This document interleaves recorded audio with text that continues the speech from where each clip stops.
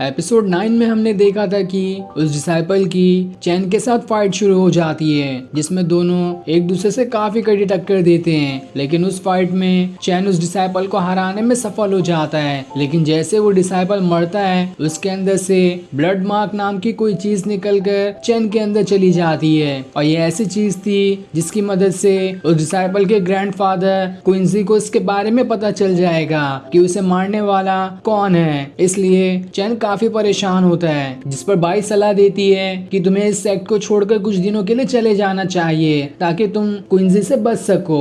जिसके बाद यहाँ से ये एपिसोड शुरू होता है। तो इस एपिसोड की शुरुआत में हम चैन को देखते हैं जो अपने घर पर आता है और उसके पास एक पोटली भी होती है, जो पोटली उसने उस डिसाइपल के मरने के बाद से उसकी बॉडी से निकाल ली थी, जिसे वो लेकर घुमा करता था। तब चैन उस पोटली को चेक करने लगता है कि आखिर वो डिसाइपल अपनी पोटली में क्या रखकर घूमता था। तब उसे चेक करने के टाइम पर उसके अंदर से उसे काफी सारी चीजें मिलती है। साथ ही उसके अंदर एक मार्शल आर्ट टेक्निक वाली बुक भी थी, इसलिए वो उस बुक को रख लेता है, जिस बुक का नाम 12 बीस्ट टेक्निक था। ये टेक्निक देखकर हैरान रहता है। चैन को लगता है कहीं ये टेक्निक इसे कल्टीवेट करने वाले को जानवर में तो नहीं बदल देती है। तभी वहाँ पर वो छोटा लड़का भी आ जाता है, जो चैन से कहता है, बॉस आप तो जिंदा हो, मुझे तो लगा उस डिसाइपल ने आपका खेल ही खत्म कर दिया, लेकिन ये तो बहुत अच्छी बात है कि आप जिंदा हो। तब चैन उससे कहता है, बस बस मस्का लगाना बंद करो। जो मैंने तुम्हें बुक दी थी कल्टीवेशन करने के लिए, क्या तुमने वो कल्टीवेशन की? जिस पर वो छोटा लड़का कहता है, मैंने उसे ट्राई किया, लेकिन शायद वो कल्टीवेशन मेरे बस की बात नहीं है, मैं उसे नहीं सीख पा रहा हूँ। तब चैन उसे ये वाली बुक दे देता है जो उसे इस डिसाइपल की पोटली से मिली थी, और उससे कहता है, इस बुक वाली टेक्निक को सीखना, ये जरूर तुम्हारे काम आएगी और जल्दी तुम सीख भी जाओगे। ये सुनकर वो छोटा लड़का खुश हो जाता है। जिसके बाद वो उससे कहता है, आपको शैन मीटिंग हॉल में बुला रही है, क्योंकि सभी वहाँ से निकलने की तैयारी कर रहे हैं ताकि आपके साथ इस सेट से दूर जा सके।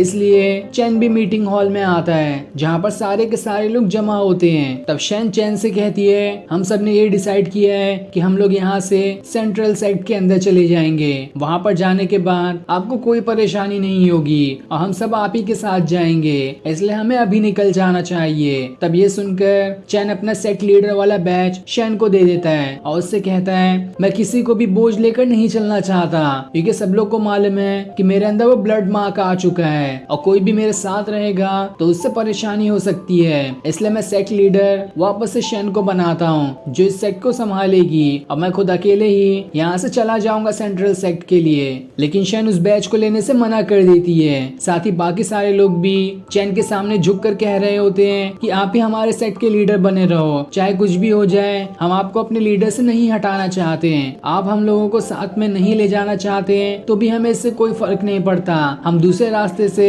उस सेंट्रल सेक्ट में पहुंच जाएंगे और आपको परेशान भी नहीं करेंगे, लेकिन आप अपनी पोस्ट से ना हटें। ये सुनकर चैन अपनी पोस्ट से नहीं हटने का फैसला करता है, अपना बैज लिए दोबारा वहाँ से सेंट्रल सेक्ट में जाने के लिए निकल जाता है। तब वो छोटा लड़का उससे कहता है, बॉस बॉस मैं भी आपके साथ जाऊंगा, जहाँ मैं जाकर आपके लिए खाना वगैरह बना सकता हूँ, आपको किसी चीज की परेशानी नहीं होगी। ये सुनकर चैन सोचने लगता है कि इसके पास तो कोई भी कल्टीवेशन पावर नहीं है, लेकिन तब भी इसके अंदर इतनी हिम्मत है कि ये सारे खतरों का सामना करते हुए मेरे साथ जाना चाहता है, इसलिए वो उसे अपने साथ ले जाने के लिए मान जाता है। ये सुनकर वो छोटा लड़का एकदम ज्यादा खुश हो जाता है। जिसके बाद चैन उस छोटे लड़के के साथ सेंट्रल सेट के लिए निकल जाता है। अब आगे बढ़ते हुए वो दोनों उसी तालाब के पास आ जाते हैं जिसमें कुछ दिनों पहले चैन नहाने आया था। तब चैन वहाँ पर दोबारा नहाने वाला होता है और नहाने से पहले वो छोटे लड़के को अपनी स्पिरिट पिल देते हुए कहता है, इसे खा लो और उस बुक में दी हुई टेक्निक को प्रैक्टिस करो, तुम जल्दी से अपना कल्टीवेशन कर लोगे, तब तक मैं यहाँ पर नहा लेता हूँ। ये देखकर वो छोटा लड़का उस स्पिरिट पिल को लिए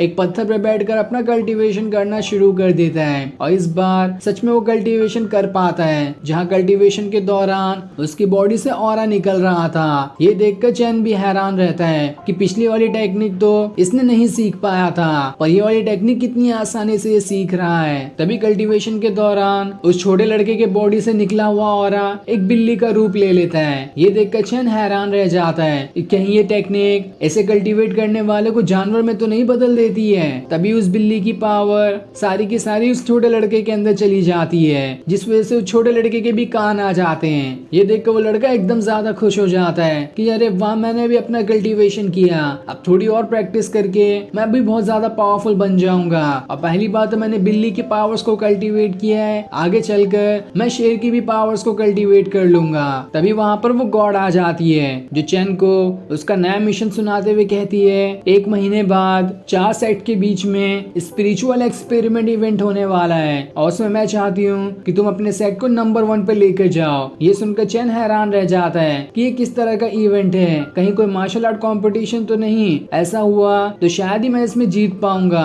क्योंकि दूसरे सेट तो बहुत ज्यादा पावरफुल पहले से ही है और मुझे तो कुछ भी नहीं आता है। तो तुम मुझे ये बताओ कि इस कंपटीशन में मैं जिंदा भी बचूंगा या फिर मर जाऊंगा? तब उसकी गॉड कहती है मेरा काम है सिर्फ तुम्हें मिशन सुनाना, आगे क्या होगा वो तुम्हारे ही डिसीजन पे डिपेंड करता है। ये सुनकर चैन उदास हो जाता है कि आखिर मैं किस मुसीबत में फंस गया, कहा मैं इतना अच्छा अपनी पृथ्वी पे हुआ करता था, कैसे भी करके मुझे यहाँ से जल्दी वापस वहाँ जाना है। जिसके बाद वो उस लड़के के साथ दोबारा से सेंट्रल सेक्ट में जाने के लिए अपना सफर शुरू कर देता है। लेकिन जैसे वो थोड़ी दूर आते हैं वहाँ पर 3 लोग आ जाते हैं जो उनका रास्ता घेर लेते हैं और वो तीनों लोग इन्हें लूटने के लिए आए थे।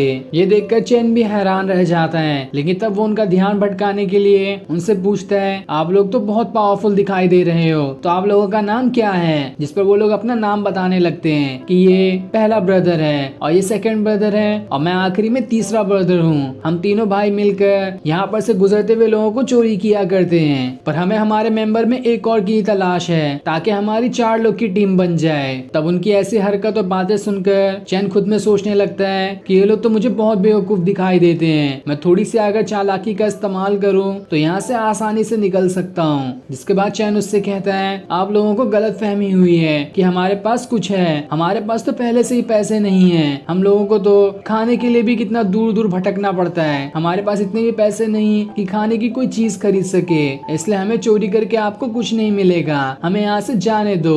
ये सुनकर वो लोग एकदम उदास हो जाते हैं कि ये बेचारा तो खुद ही से इतना गरीब है और हम लोग इसे लूट कर अच्छा नहीं करेंगे। तब ये सुनकर वो छोटा लड़का कहता है गरीब किसको बोला, मेरा बॉस गरीब नहीं है, मेरे बॉस तो पूरे सेक्ट के लीडर हैं, वो तुम लोग को तो जगह पर खरीद लेंगे। तब ये सुनकर चैन अपना सर पटकने लगता है कि मैं किस बेवकूफ को उठाकर यहाँ पर लेकर आ गया, मुझे पता था ये जरूर कोई ना कोई गड़बड़ी करेगा। तब ये सुनकर वो तीनों लोग कहते हैं अरे ये बच्चा तो बहुत चालू निकला, इसने तो अच्छा हुआ तुम्हारे बारे में हमें बता दिया, अब हम तुम्हें नहीं छोड़ेंगे। जिस पर चैन भी कहता है जब तुम लोगों ने फाइट करने का मन बना ही लिया है तो ठीक है, शुरू करते हैं हमारी फाइट। जिसके बाद देखते ही देखते उन तीनों की चैन के साथ फाइट शुरू हो जाती है। चैन तो पहले उनसे फाइट करने की कोशिश कर रहा होता है, लेकिन वो लोग काफी ज्यादा फास्ट थे, वो सभी चैन के सारे अटैक से बच जा रहे होते हैं और उन पर चैन एक भी अटैक नहीं कर पाता।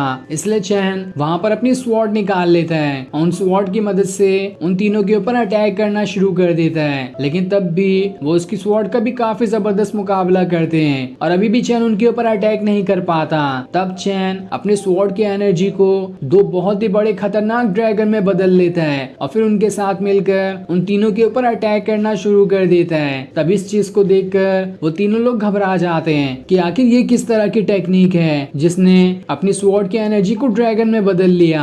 और तब उसके सामने वो तीनों लोग टिक भी नहीं पाते। ये देखकर वो तीनों लोग वहां से दूर आ जाते हैं और प्लान बनाने लगते हैं कि अब हमें किस तरह का अटैक इस पे करना चाहिए जिससे ये हार जाए। तब वो लोग कहते हैं अब हमारे उस मूव को अंजाम देने का टाइम आ चुका है जिसका हमने काफी टाइम से इस्तेमाल नहीं किया। इस मूव का इस्तेमाल करते हुए हम चैन को यहीं पर खत्म कर देंगे। जिसके बाद उनके ये कहते ही ये एपिसोड यहीं पर एंड हो जाता है। Thanks for watching.